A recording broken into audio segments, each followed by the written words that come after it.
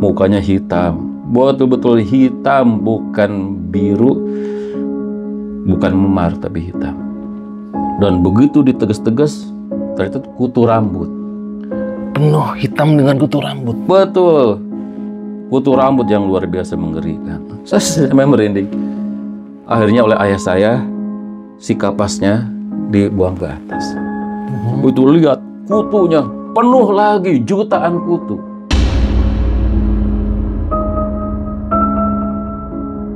Nanya ke bapak saya, Pak, emang kenapa itu kemarin jenazah si Mamang gitu? Emang kenapa? Biasa-biasa aja kok. Enggak, tadi banyak orang ngeliat dia ada lagi jalan-jalan di hutan. Gitu. Udah dikubur padahal? Udah dikubur.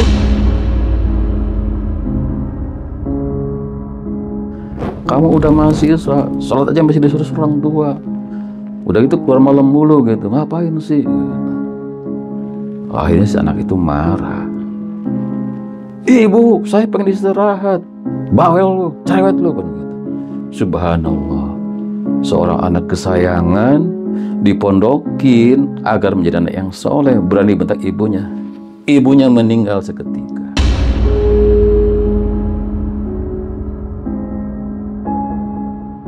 Kembali ke jenazahnya. Si ibu itu jenazahnya nangis terus. Ini yang bikin saya merinding. Si jenazah ibu itu nangis terus. Keluar air mata terus? Keluar air mata terus.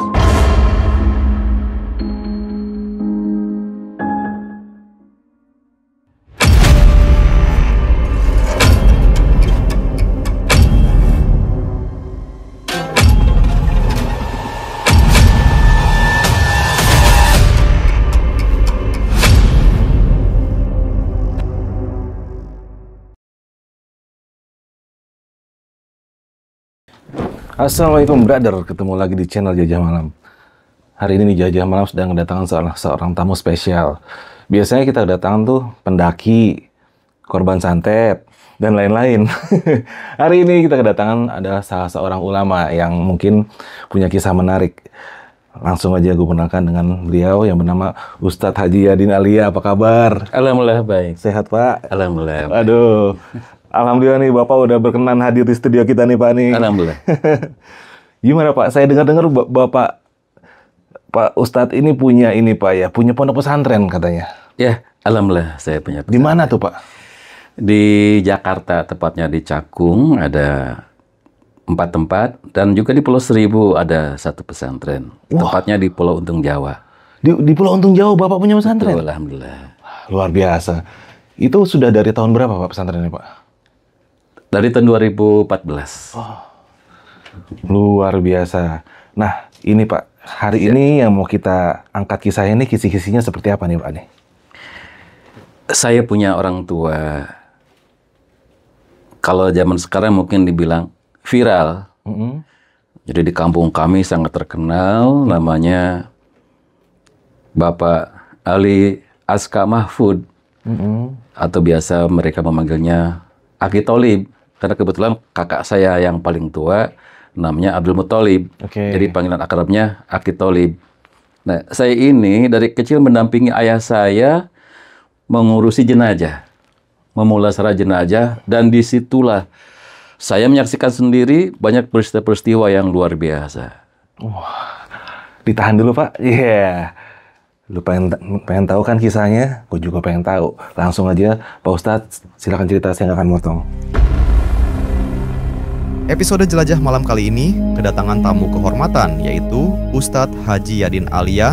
Beliau adalah pemilik beberapa pondok pesantren di Jakarta maupun di Pulau Seribu yang ingin membagikan kisah pengalamannya saat mendampingi ayahanda tercinta yang berprofesi sebagai pemandi jenazah.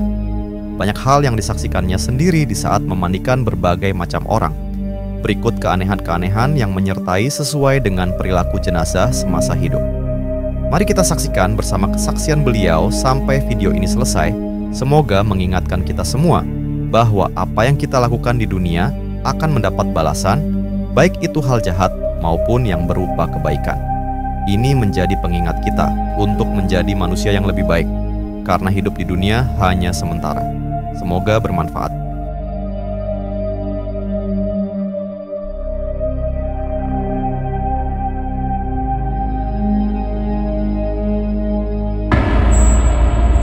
Terima kasih. Mungkin sebelumnya izinkan saya menyampaikan ucapan terima kasih.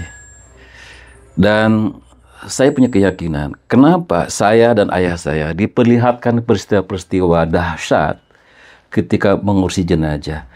Saya yakin di situ ada pesan-pesan pembelajaran untuk kami dan juga untuk masyarakat umum.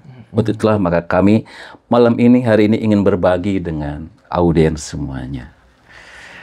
Akan tetapi karena ini menyangkut masalah katakanlah kondisi seorang jenazah, izinkan saya mengajak kepada semuanya untuk berdoa sejenak.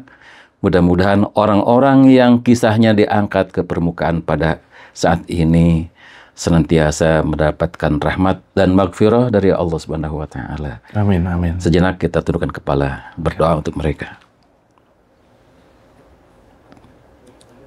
Terima kasih. Jadi berawal ayah saya itu terpaksa mengurusi jenazah. Jadi di kampung saya itu ada orang meninggal tanpa identitas. Maaf, ini di sekitaran tahun berapa Pak kalau boleh tahu? Sekitar tahun 70. 70-an? Oke. 70. Sudah 3 hari di dalam air. Udah terbayangkan seperti apa kondisinya. Udah kembung. Betul, kembung. Dan tidak ada identitas. Dan orang kampung ada yang berani menyentuh jenazah itu. Termasuk kiainya, termasuk amilnya. Karena baru kali itulah di kampung ada jenazah seperti itu. Maka dengan terpaksa ayah saya demi kemanusiaan merawatnya. Dan pada akhirnya datanglah aparat, kemudian semuanya dirapihkan, dipulasara seperti biasa. Tetapi ketika selesai dimandikan, dikafani, ini bingung, mau disolatkan siapa namanya? Dengan izin Allah, percaya nggak percaya bang? Itu jenazah ngasih tahu namanya. Caranya gimana? Nah, jadi caranya itu, ayah saya itu seperti tertidur, seperti ada bisikan. Nama saya Tajudin, gitu. Dari Palembang. Nama saya Tajudin. Dan berani ayah saya berkata, ini almarhum jangan dibilang mayat goib, tapi almarhum ini namanya Tajudin. Dan benar saja, beberapa waktu kemudian ada keluarga yang nyusul, pas namanya itu. Dari situlah mulailah ayah saya mendapat kepercayaan dari masyarakat menjadi pemulasara jenazah resmi. Gitu bang. Heboh tuh pasti ya. Ya luar biasa waktu itu kan, namanya di kampung ada orang meninggal satu orang saja, wah, iya. Satu negara, satu provinsi itu heboh. Kalau sekarang kan udah terbiasa banyak orang meninggal begitu saja. Itu awal mulanya. Dari situlah akhirnya ayah saya menjadi pemulasara jenazah. Terkenal sampai kematian. Dan banyak pengalaman-pengalaman selama beliau mengurus jenazah itu. Di antaranya ada yang jenazah itu memberitahu akan kematiannya. Maksudnya gimana nih Pak Haji? Nah ini mungkin susah dipercaya ya. Jadi semenjak ayah saya dikenal sebagai pemulasara jenazah, ayah saya itu benar-benar ke Jakarta, keluar kota gitu. Tiba-tiba kami anak-anaknya itu dikasih tahu, Bapak mau pulang. Loh kenapa Pak? Ada orang meninggal, manggil-manggil saya gitu. Ternyata benar begitu pulang, ada yang meninggal. Dan mereka seakan-akan nggak rela dipelihara, diurus orang lain, maunya sama ayah saya sendiri. Itu mau manggilin ngecara gimana Pak? Itu yang kadang-kadang susah untuk dijelaskan, tapi ayah saya itu sepertinya tahu ya. Si Fulan memanggil saya, gitu. Si Fulan memanggil saya. Dulu nggak ada handphone kayak sekarang kan begitu. Tapi dengan izin Allah ayah saya tahu. Dan ayah saya juga yang kedua, selain tadi kadang-kadang jenazah itu ngasih tahu, pulang, urusin saya gitu. Nah, ayah saya juga kalau zaman sekarang orang tua bilang itu biasa disebut sawan mayat. Apa tuh sawan mayat tuh? Jadi sawan bangke gitu.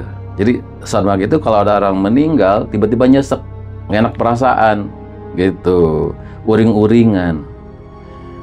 Ayah saya memang punya penyakit asma, jarang-jarang kumat gitu, kecuali kalau capek atau kedinginan. Tapi kalau ada orang meninggal, tahu-tahu asmanya kumat. Udah nggak apa-apa, paling ada orang meninggal, betul ada yang meninggal. Nah, di kampung saya namanya itu sawan bangke. Nah, sejak itulah justru ayah saya semakin dikenal sebagai pemulasara jenazah yang luar biasa. Nah, banyak kejadian-kejadian selama beliau memelihara jenazah itu. Di antaranya ada jenazah yang subhanallah, Allah yarham. Boleh nggak kita ceritain kira-kira ya?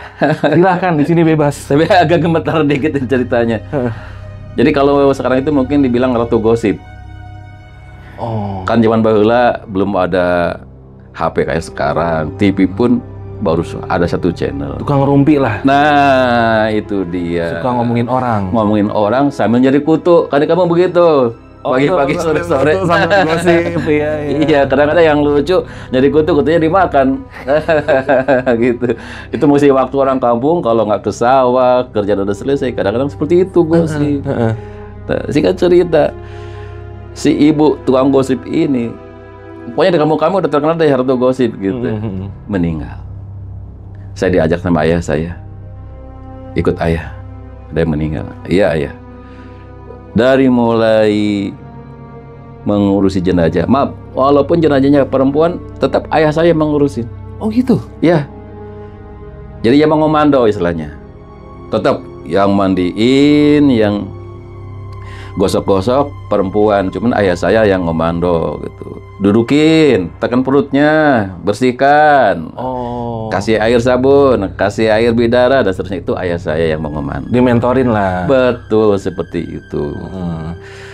Dan mereka memang minta seperti itu gitu, sehingga ayah saya betul-betul dipercaya. Nah, singkat cerita, sesudah jenazah itu biasa dimandikan, kemudian dikafani, disalatkan. Nah, saya ikut di belakang ngantar jenazah itu sama ayah saya.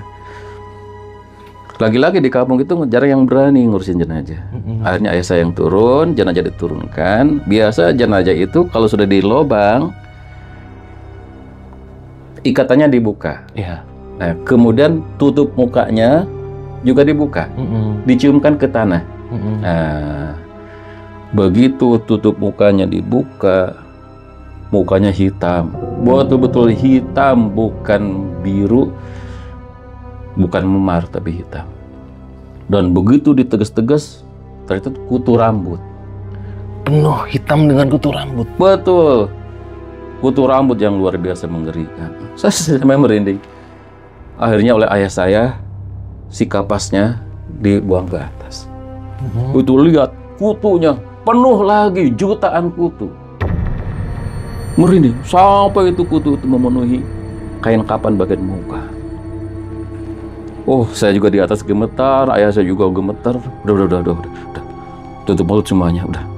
Jangan bicara ya. Ayo, kita langsung aja deh. Dengan buru-buru jenazah dimiringkan, menyium ke tanah, langsung ditutup.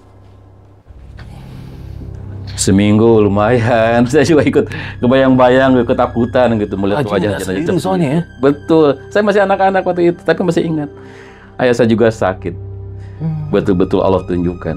Nah, inilah mungkin peringatan agar kita tidak mudah menggosip orang, menjauhi ghibat, menggunjing. Jangankan di akhirat, di dunia pun seperti itu. Gitu. Andaikan saya tidak melihat sendiri, mungkin saya nggak percaya. Tapi ini kenyataan. Nah, mungkin kalau sekarang ini, apa namanya sekarang ya? Masuknya ke itu rahasia ilahi.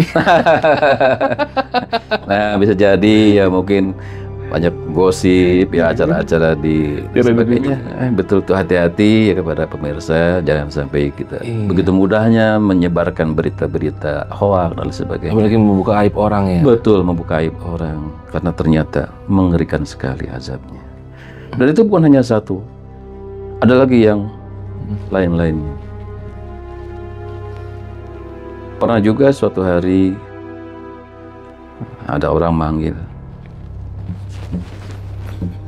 Pak, mau diurusin sekarang aja sebelum zuhur. Nggak ada yang ditunggu lagi. Ya, siap. Saya datang. Biasa, saya dampingin.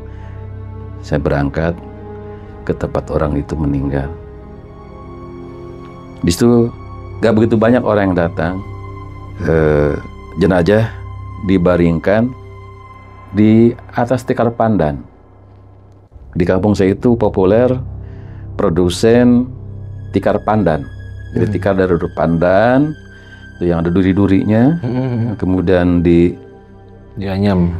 Dianyam, ya, direbus dulu, dijemur sampai putih, dianyam. Nah, situ. Dan itu memang luar biasa, ternyata tikar anyam itu bisa menyedot bau. Makanya jenazah kalau dibungkus pakai tikar pandan aman. Kayak kopi fungsinya ya. Betul, seperti kopi menetralisir bau. Iya, menyerap bau. Dan kalau kita tidur pun enak gitu. Walaupun kita keringetan kayak apa, enak tidur di pandan itu. Nah, si jenazah itu waktu sakitnya memang dia minta dibaringkan di tikar pandan. Dibaringkanlah dia di pandan. Meninggal. Nah, karena keluarga minta untuk segera dipelihara, akhirnya ayah saya dibantu dengan beberapa keluarganya mengangkat jenazah itu. Allahu Akbar. Allah yarham, semoga Allah mengampuni dosanya. Begitu dia angkat, daging punggungnya nempel di tikar. Copot. Betul, kayak dendeng. Bukan kulit, dagingnya seukuran punggungnya nempel di tikar. Nggak masuk akal. Mungkin kalau dilihat dari bawah itu punggungnya itu kelihatan jeroannya. Jadi bukan kulit tapi daging. Ayah saya gemetar, udah cari gunting. Akhirnya tikarnya digunting seukuran badannya. Diangkatlah sama tikar-tikarnya. Sampai dibungkus kain kapan pun dengan tikar-tikarnya. Kenapa? Karena di dalam itu betul nempel daging jenazah. Nah, setelah dimandikan, pelan-pelan mandikannya, pelan-pelan, nggak usah terlalu disiram terlalu banyak. Khawatir nanti pecah di belakangnya. Akhirnya pelan-pelan. Setelah itu biasa dibungkus, biasa disalatkan, setelah itu dikuburkan. Dah rapi. Nah, dari situ saya dapat pelajaran berharga. Saya nanya sama ayah saya, "Ayah, kenapa ya?" Ayah saya cerita, "Kamu dengar sendiri kan, yang meninggal itu siapa? Dia itu kalau udah marah sama orang tuanya, teriak-teriak sekampung kedengeran. Durhaka sama orang. Marah-marah sama orang. Sehingga pernah keluar ucapan dari orang tuanya, gua kagak ridho dunia akhirat dicaci maki sama anak gua kan." Dengan izin Allah, dia sakit, dia meninggal, ternyata daging punggungnya nempel di tikar. Itulah orang yang melawan orang tua. Saya gemeter, saya langsung ngomong, "Pak, saya mau pesantren aja deh Pak, takut," gitu. Dari situlah. Jadi saya termotivasi mondok itu gara-gara itu. Ngelihat langsung. Iya, melihat langsung. Waduh, saya nggak mau jadi anak durhaka. Saya nggak mau jadi anak durhaka. Saya ingin jadi orang yang berbakti. Saya ingin jadi orang hebat. Ayah, saya mau pesantren aja, ayah. Akhirnya ya dengan izin Allah, saya mondok. Itu peristiwa itu mulai saya mondok itu karena tadi dapat pelajaran. Terngiang-ngiang, itulah anak durhaka sama orang tua. Di akhirat punggungnya disetrika, di dunia daging punggungnya tertempel di bumi, tidak bisa melekat dengan badannya sendiri. Hati-hati, jangan sampai berani membentak orang tua. Itu pelajaran berharga bagi saya. Ya Allah, Allah yarham. Dan saya kenal baik sama orang tersebut. Dan lucunya lagi Bang, di kampung saya itu aneh gitu. Jadi anehnya gini, seperti ayah saya memelihara jenazah itu nggak diupahin, nggak dikasih duit, nggak. Terus? Nah, upahnya itu selama 7 hari itu dianterin hidangan makanan. Oh. Tuh, yang kedua upahnya itu adalah pakaian bekasnya. Oh gitu. Iya. Bekas jenazah. Betul, pakaian bekas jenazah itu. Hanya itu aja upahnya. Nyaris jarang sekali orang yang ngasih duit. Di zaman itu. Di zaman itu. Jadi seminggu itu udah kami makan enak. Kenapa? Karena dianterin sama keluarga jenazah. Sampai kayak cuma ada peristiwa lucu, Bang. Ada jenazah hidup lagi. Ya, ada mayat hidup lagi. Jadi singkat cerita, saya pulang ke rumah, nah keluarga di rumah tuh heboh. Itu si Mamang yang kemarin meninggal, gentayangan, jalan-jalan ke hutan gitu. Wah, heboh orang kampung. Nanya ke bapak saya, Pak, emang kenapa itu kemarin jenazah si Mamang gitu? Emang kenapa? Biasa-biasa aja kok. Enggak, tadi banyak orang ngelihat dia ada lagi jalan-jalan di hutan gitu. Udah dikubur padahal? Udah dikubur. Terus? Gitu. Nah, terus saya pulang dari kebun gitu. Tiba-tiba ada yang teriak, itu jenazahnya. Saya dibilang jenazah gitu. Kenapa? Saya pakai baju bekas mayat gitu. Ya Semenjak itu saya kapok, nggak mau lagi pakai baju bekas mayat, udah kasih orang aja gitu. Jadi saya dibilang mayat hidup. Nah itulah pengalaman di kampung gitu, jadi mengurusin jenazah, ikutin ayah saya. Semenjak itu saya nggak berani lagi memakai pakaian bekas jenazah. Kenapa? Takut dikata mayat hidup. Tapi ada lagi Bang cerita yang menurut teman saya ini betul-betul pembelajaran berharga. Lagi-lagi untuk kita sebagai seorang anak, katakanlah kan. Jadi ada seorang anak, dia di pesantren ini di Jawa Timur. Kesayangan orang tua. Nggak sebentar dia pesantrennya itu hampir 12 tahun. Jadi suatu hari libur, dia dari mulai SD sampai kuliah di Jawa Timur, libur pulang. Sebenarnya sih biasa, kalau bagi saya yang pernah mondok ngalamin gitu. Yang namanya santri kalau pulang ke rumah kadang-kadang males gitu. Dibangunin, serta jadi suruh orang tua gitu.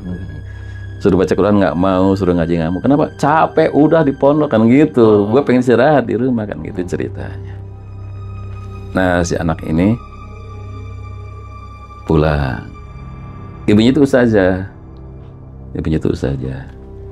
Nah biasa tadi saya katakan, ibunya cerewet. Kamu itu mondok, tapi kok bangun susah, sholat susah kan. Kamu udah masih sholat aja masih disuruh orang tua. Udah gitu keluar malam mulu gitu. Ngapain sih? Akhirnya si anak itu marah. Ibu, saya pengen istirahat. Bawel lu, cerewet lu kan gitu. Subhanallah. Seorang anak kesayangan dipondokin agar menjadi anak yang soleh, berani bentak ibunya.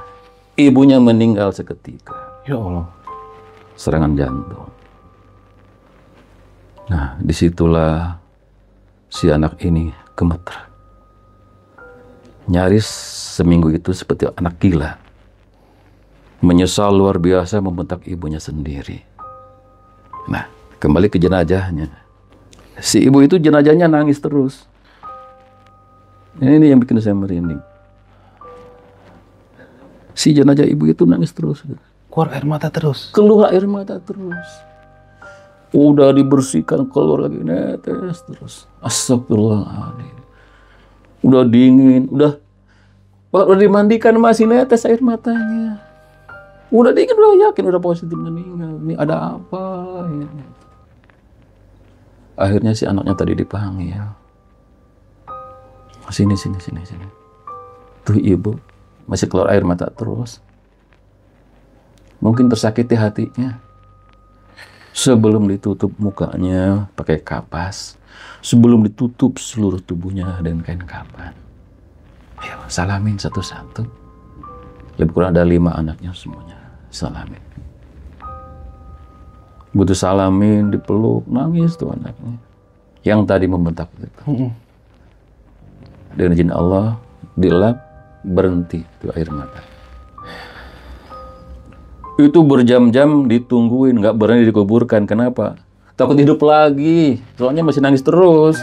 Masih keluar air mata terus. Tapi setelah yakin, udah kering, udah nggak ada air matanya lagi. Akhirnya kita berani tuh. Tutup. Dibuka lagi. Udah kering. Tuh, kering. Niatnya mau dikuburkan, zuhur berjamaah. nggak jadi. Tadi nunggu air matanya kering, asar baru dikuburkan. Karena kita khawatir tuh kalau ada apa-apa gitu, kok jenazah masih keluar air mata. Allahu Akbar. Jadi saya yakin ketika orang tersakiti, terbawa mati, sampai di kuburannya aja nangis. Sampai sudah meninggal pun masih bisa nangis. Gitu.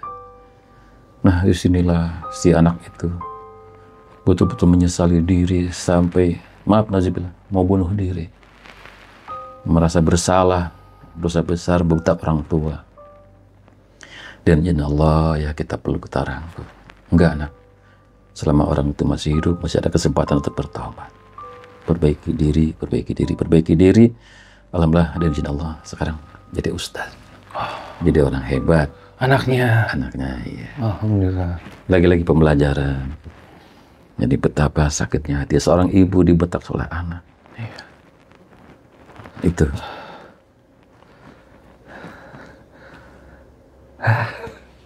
Ngerinya nyesek. Ya, makanya saya merinding gitu. Makanya saya pikir ini harus saya sampaikan. Ini pembelajaran penting. Kenapa Allah perlihatkan kepada kami gitu. Saya yakin ini agar kami mengambil pelajaran, agar orang lain termasuk pemirsa semuanya ambil pelajaran dari peristiwa ini. Betul, betul. Akhirnya Bang, ayah saya itu dengan izin Allah meninggal. Tapi dengan izin Allah, sesudah 8 jam meninggal, hidup lagi. Gitu? Ya, betul.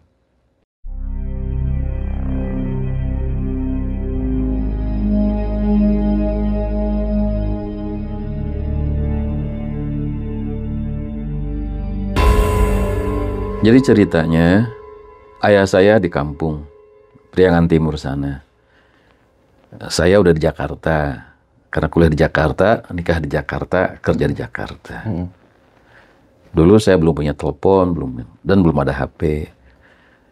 Nah, tiba-tiba tetangga sebelah datang. Ustadz, sabar ya. Ada apa Bang Haji? Bapak meninggal. Innalillahi wa inna ilaihi raji'un. Gitu. Saya dibilang kaget. Gak kaget, emang Aisyah udah sakit parah. Tapi dia bilang kaget juga lah meninggal kan gitu. Padahal seminggu yang lalu saya baru pulang kampung. Saya ingat, waktu itu meninggalnya jam 4 sore. Tanggal 18 Agustus lagi ramai-ramainya final lomba-lomba 17-an di kampung. Jadi di kampung finalnya itu tanggal 18, karena tanggal 17 itu harus upacara semua. Saya lari kejar, Bang Haji tolong telepon balik, jangan dikuburkan dulu. Saya ingin ketemu dengan jenazah ayah saya, gitu. Alhamdulillah telepon balik, di kampung masih ada di wartel, dulu masih zamannya wartel, gitu. Sampaikan, kata Pak Ustadz jangan dikuburkan dulu. Pak Ustadz ingin ketemu. Oh, oke, siap, gitu.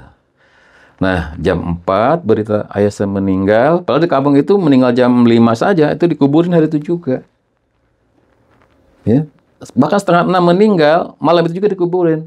Nah, tapi kan saya pesen jangan dikuburin dulu. Betul, akhirnya tidak langsung dikuburkan. Nunggu saya dulu. Tapi tetap udah dibersihkan gitu. Dimandikan, dikafani, dan seterusnya. Nah, jam 5, saya dan keluarga pulang ke kampung. Biasanya lebih kurang perjalanan waktu itu karena jalan masih jelek, 7 jam, 8 jam. Nah, 8 jam. Begitu saya sampai di kampung, pas jam 12, itu di kampung tuh ramai sekali. Orang-orang pada keluar rumah. Pada nyalain lampu petromak, kan itu belum ada listrik.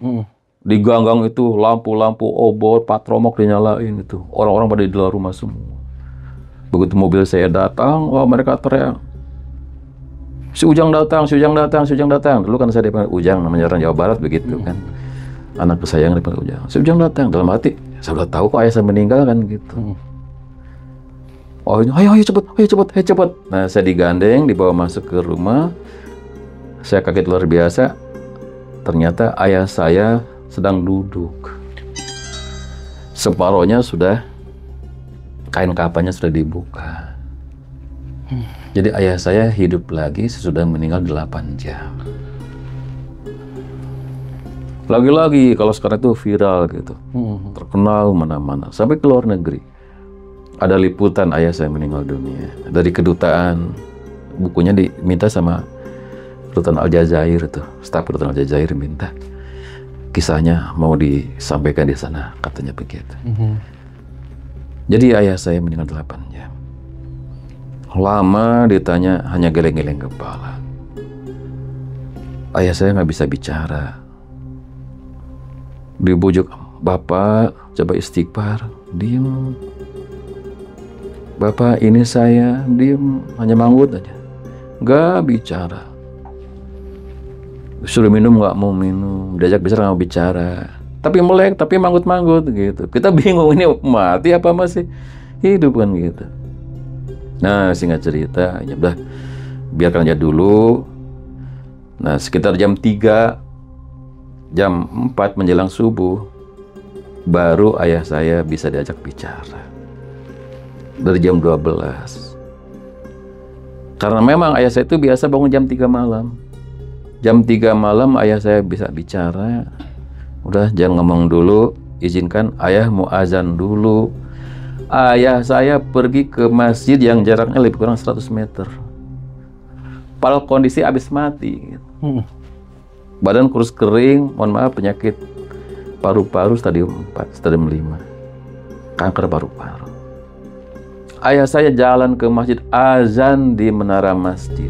Allahu Akbar, Allahu Akbar, Allahu Akbar, Allahu Akbar. Kebayang nggak jenazah azan di menara masjid? Hampir sekampung nangis semua. Dan yang luar biasa lagi, Bang, itu di rumah saya tuh kamar tuh penuh beras. Dari mana itu? Nah, bersama padi. Jadi kamu saya itu kalau ada orang meninggal, takjiah itu orang bawa padi atau beras gitu. Oh. Jadi tuh udah berkarung-karung tuh penuh sekamar itu. Tandanya ayah saya udah mati gitu. Ini bingung beras dikemanain gitu. Sementara ayah saya hidup lagi. Ya udah disedekahin aja sama tetangga. Udah penuh beras di kampung, di kamar rumah ayah saya gitu. Ayah saya azan subuh. Dan kebetulan napasnya panjang luar biasa. Walaupun ayah saya kanker paru-paru, tapi napasnya panjang luar biasa. Hampir semua orang sekampung ke masjid semuanya. Nah, karena ada jenazah, ada mayat baru saja diumumin meninggal di menara speaker, tiba-tiba subuh azan. Kebayang nggak seperti apa hebohnya?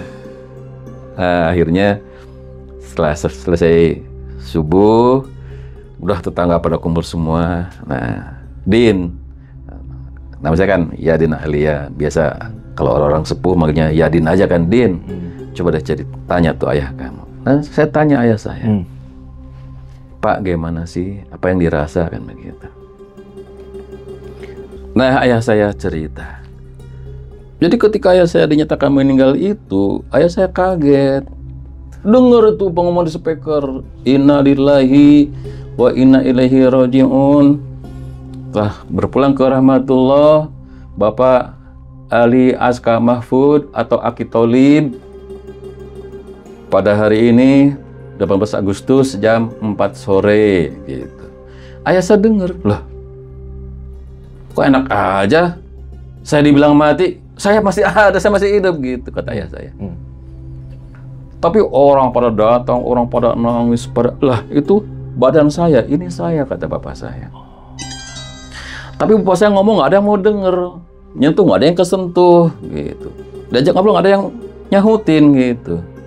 Tapi heran, tembok itu bablas gitu, tembus, kaca tembus, orang itu tembus gitu, kayak hologram aja kan gitu. Tapi itu saya, ini saya gitu. Nah, ketika dimandikan, ngelihat, salah, bukan begitu mandiinnya. Tahu itu cuma nggak denger aja tuh yang mandiin gitu. Cuman akhirnya itu tadi, ketika melihat ayah saya dimandikan, ketika ada yang megang dadanya, kok ayah saya merasa sakit. Aduh, pelan ngapa gitu? Saya sakit gitu. Bingung. Yang ditekan jenazahnya, tapi yang sakit ayah saya. Jadi benar bahwa kalau jenazah itu jangan dikasarin, karena dia masih tetap punya perasaan. Masih bisa merasa sakit. Betul, masih bisa merasa sakit, Pak. Akhirnya sampailah selesai ditekan perutnya. Nggak ada kotorannya lagi, karena ayah saya tuh 40 hari 40 malam udah nggak bisa makan apa-apa. Tadi kanker paru-paru, udah kurus banget. Udah dikapani, dibaringkan. Nah, di sini Bang puncaknya, Bang. Jadi ketika ayah saya itu ditutup kain kafan, kan mukanya tuh dibelakangin tuh, biar keluarga kalau mau ngelihat, kalau mau nengokin gitu, kalau mau nyium dulu gitu kan, biar bisa ngelihat. Nah, cuman karena udah malam, orang mau pada istirahat, mukanya ditutup. Tuh, pakai kapas, mukanya ditutup pakai kapas. Disitulah ayah saya merasakan badannya itu terbang ke angkasa seperti balon gas. Jadi ketika mukanya belum tutup, ayah saya masih di situ. Begitu ditutup, ayah saya kok saya bisa naik, kok saya bisa terbang terus. Asal gerak semakin cepat naiknya itu, asal gerak cepat. Gitu. Akhirnya ayah saya sampai di suatu tempat, sejauh mata memandang kosong. Ke bawah tak berujung, ke atas tak berujung, depan belakang tak berujung. Bumi kelihatan seperti bola bekal, terlihat. Itu terang, tapi nggak ada matahari. Semuanya tembus terlihat. Cuman Bang, jadi ketika ayah saya meninggal itu jadi benar di sini. Ayah saya itu merasakan bahwa orang-orang yang pernah dipegang, waktu dulu dimandikan, datang semuanya. Datang semuanya, kayak mau nyambut. Pantasan kata Nabi bahwa ketika orang meninggal, pahala yang pertama dirasakan oleh orang meninggal adalah kebaikan orang itu kepada orang meninggal. Gitu. Kepada orang meninggal. Betul. Jadi kalau abang nggak pernah takziah, nggak pernah datang ke tempat orang meninggal, hati-hati nanti kesepian loh Bang. Jadi kebaikan yang pertama dirasakan orang mati adalah kebaikan dia kepada orang mati. Makanya ayah saya itu seperti ada di bimbing, itu ramai-ramai orang yang pernah dimandiin oleh ayah saya itu semuanya datang. Gitu. Dan semua apa yang dilakukan ayah saya itu terlihat seperti sakral HP, layar HP. Yang baik, yang semuanya kelihatan dalam waktu sekian detik gitu. Perjalanan hidupnya itu semua. Jadi benar kata dokter Raymond Moody ya, dalam bukunya Life After Death, bahwa dari 100 orang yang meninggal diwawancara, 86 yakin adanya kehidupan sudah mati. Padahal mereka bukan Islam. Jadi mereka pun yakin ada kehidupan sudah mati. Itulah yang dirasakan oleh ayah saya. Jadi semua orang yang pernah disentuh itu datang. Semua kebaikan-kebahagiaan itu terlihat. Nah, ada 2 pesannya Bang, ayah saya itu. Ada 2 pesan yang betul-betul harus saya pegang teguh itu. Jadi benar yang dikatakan di Quran Al-Munafikun ayat 10, bahwa seandainya orang mati bisa hidup lagi sebentar saja, mau ngapain Bang? Sedekah dan salat. Nah, mau sedekah. Mau sedekah dia. Tuh. Jadi ayah saya tiba-tiba ingat punya sawah, punya kebun, pengen dikasihin orang aja. Karena kebayang gitu nanti akan ditanya gitu. Makanya pesan ke saya, nak, kalau kamu punya apapun, jangan lupa berbagi sama orang lain, terutama sama anak yatim. Nah itu Bang, makanya saya punya rumah yatim. Alhamdulillah, saya sekarang merawat 84 anak yatim. Itu pesan dari ayah saya. Ya kita lanjut ceritanya. Jadi ayah saya itu ada di suatu ruangan. Dan ketika ayah saya itu ada di suatu ruangan, gerak sedikit saja terdengar bunyi yang sangat mengerikan gitu. Seperti ribuan sound system pakai echo. Allahu Akbar, memenuhi ruangan. Nah, dari kejauhan itu ayah saya melihat ada titik hitam. Tapi dari titik hitam itu keluar seperti hologram, seperti manusia hologram gitu. Ada yang pegang tasbih, ada yang lempeng saja gitu, ada yang bungkuk gitu. Ah, apaan itu? Siapa itu? Kok orang? Tapi jauh, pokoknya kecil sekali gitu. Cuman karena nggak ada penghalang jadi kelihatan. Keluar seperti asap, seperti hologram. Seperti manusia hologram. Akhirnya ayah saya tertarik. Dalam pikiran ayah saya, mungkin itu orang-orang yang baru mati. Gitu. Jadi orang mati itu keluar dari alam barzah itu lewat satu lubang rupanya. Itu lubang alam barzah tadi, lubang mati. Ya. Nah, ketika ayah saya mendekati lubang itu, tiba-tiba saja ayah saya seperti tersedot kekuatan dahsyat luar biasa, sehingga ayah saya tidak bisa mengendalikan diri, seperti disedot mesin pesawat jet, nggak bisa mengelak, apalagi kan nggak ada pegangan, nggak ada apa. Tertariklah ayah saya. Pokoknya kaki ayah saya itu masuk ke lubang tadi, masuk ke lubang tadi terus muter ke bawah seperti kita masuk ke biasa di waterboom itu kan ada perosotan tuh, seperti itu. Tapi seperti dalam selang raksasa gitu. Muter-muter nggak lurus. Muter-muter. Betul-betul di luar kendali. Muter-muter.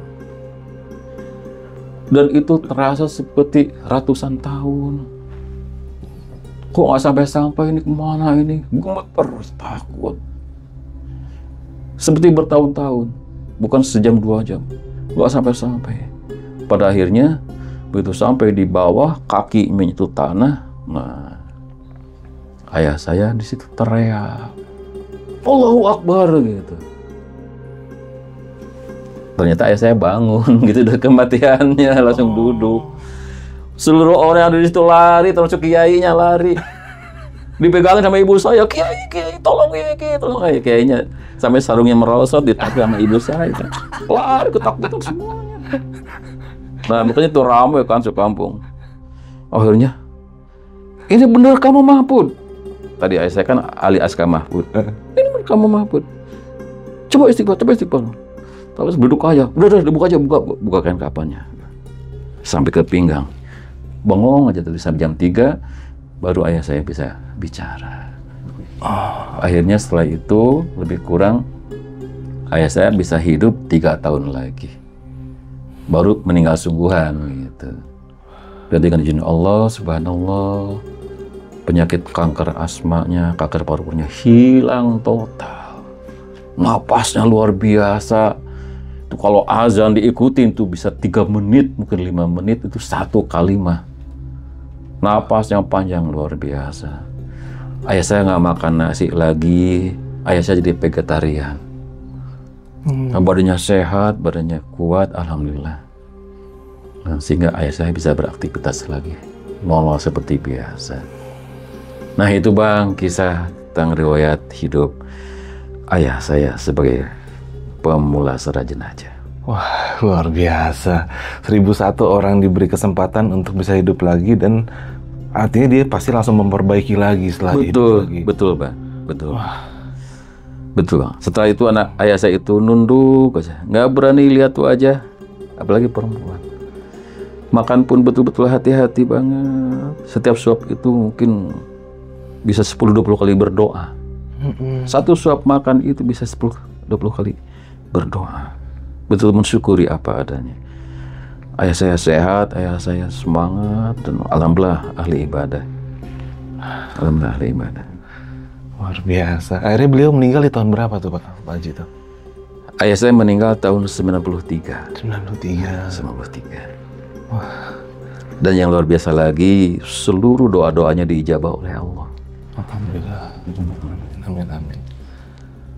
Tadi saya ingin nanti anak saya punya pesantren. Saya ingin anak-anak cucu saya jadi sarjana. Alhamdulillah anak cucunya jadi sarjana, bahkan S3. Saya ingin anak saya sukses, bisa keluar negeri. Alhamdulillah, hampir semua anak cucunya bisa keluar negeri. Nah, itu doa seorang ayah yang pernah meninggal gitu. Jadi semoga jadi pelajaran untuk kita semua. Berbahagialah yang masih punya orang tua. Sekali-kali jangan menyakiti mereka. Mengerikan luar biasa. Iya.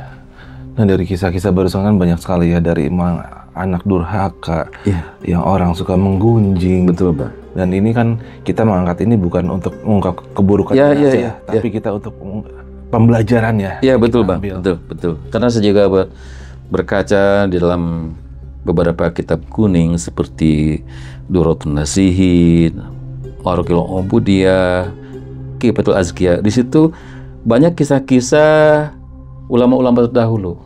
Kisah orang-orang meninggal dengan berbagai keadaan gitu. Anggap saja saya mengupgrade gitu kisah itu dengan kisah terbaru gitu. Makanya saya berani terus terang saja hanya di forum ini saya berani menceritakan kisah ini. Belum pernah saya ceritakan dimanapun. Mudah-mudahan membawa manfaat. Alhamdulillah, amin.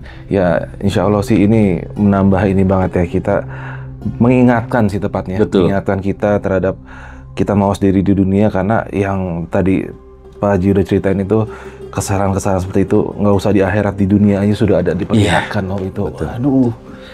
Aduh, jadi ngeri banget.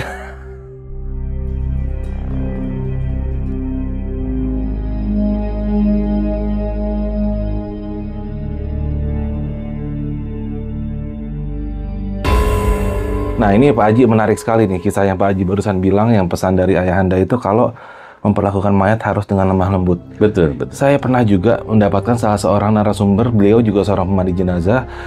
Beliau juga mendapat ajaran seperti itu dari gurunya juga. Nah, tapi saat dia prakteknya, dia sedang membopong sebuah jenazah dari rumah yang sempit, dari lantai 2 lah. Tiba-tiba salah satu yang bopong itu membentur salah satu sisi kusen. Astagfirullah. Jedul. Dan dia mendengar, aduh sakit. Dia kaget. Loh, siapa yang teriak itu? Aduh sakit tadi. Dan itu si jenazah. Dan hanya dia yang dikasih pendengaran untuk mendengar itu. Dan itu, ini relate banget sama yang Pak Haji bicarakan. Artinya ini bukan omong kosong gitu. Dan ini memang nyata ya, bahwasannya di Islam itu memang mengajarkan tidak boleh untuk seperti itu, untuk kasar, karena mereka masih merasakan sakit. Wah, ini sih, ini ya, jadi gimana maksud saya, ya maaf ya, kalau yang jenazah itu, ya maaf ya kalau kita dikremasi itu gimana?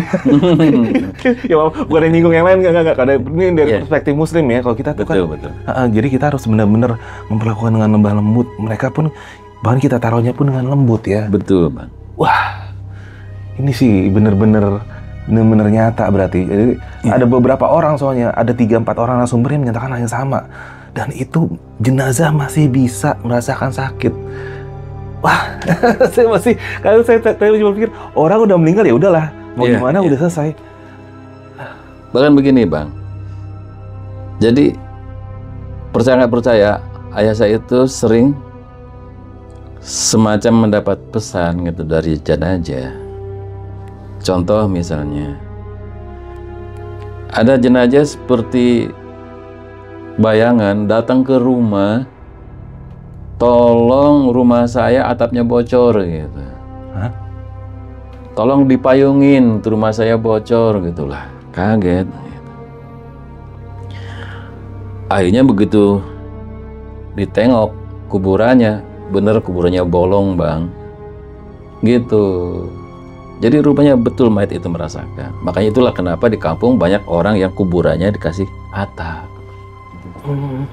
Nah, jadi betul, Bang, sehelai daun aja jatuh di atas kuburan, itu jenazah merasakan goncangan yang dahsyat.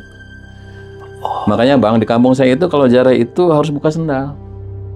Harus buka sendal? Ya, betul. Itu tempat suci, itu tempat istirahat orang tua kita. Iya. Jadi jangan sembarangan kan gitu. Dan mohon maaf, jangan sembarangan metik apapun. Misalnya ada daunan di situ, ada apa. Iya. Kecuali yang mengganggu kuburan, itu pun baca doa dulu, minimal bismillah dulu, baru aman. Kalau enggak, maaf kata. Ada juga orang yang begitu pulang dari kuburan kan, kesurupan dan sebagainya. Kenapa? Karena dia tidak jaga adab sopan santun ketika ziarah kubur. Itu, Bang. Iya. Wah, berarti kuburannya itu pun masih sebagaikan rumah ya? Betul. Almarhum ya? Harus dirawat baik. Harus dirawat. Dijaga baik-baik. Oke, makanya kemarin tuh ada, kalau nggak salah namanya Mbak Tia, dia itu juga pemandi jenazah ya. Dia sampai pulang ke Cirebon gara-gara kuburan ibunya itu tertimpa itu ya, pohon ya. Dan itu dia dimimpiin oleh ibunya. Iya, betul. Wah, gila ya. Ternyata memang ya kalau ada yang nggak percaya kehidupan setelah mati sih ya aneh aja sih. Karena emang nyata ya. Kita meninggal nggak cuma menghilang gitu aja. Betul. Ada lagi Bang. Jadi kenapa gitu? Jenazah nggak boleh bawa barang-barang. Nah, kenapa tuh? Termasuk kalau bisa gigi palsu pun harus dilepas. Apakah itu jam tangan, perhiasan, cincin dan sebagainya. Kenapa tuh? Nah itu pernah. Jadi jenazah itu dimimpikan seperti menjerit-jerit minta tolong gitu. Nah, akhirnya kan masyarakat curiga, ada apa ini? Jangan-jangan dia masih hidup. Gitu.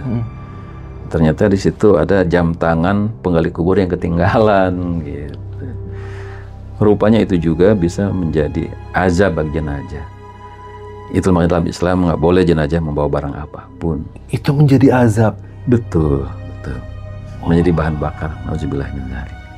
Wah, ini pengetahuan banget sih. Pengetahuan banget sih, alhamdulillah sih.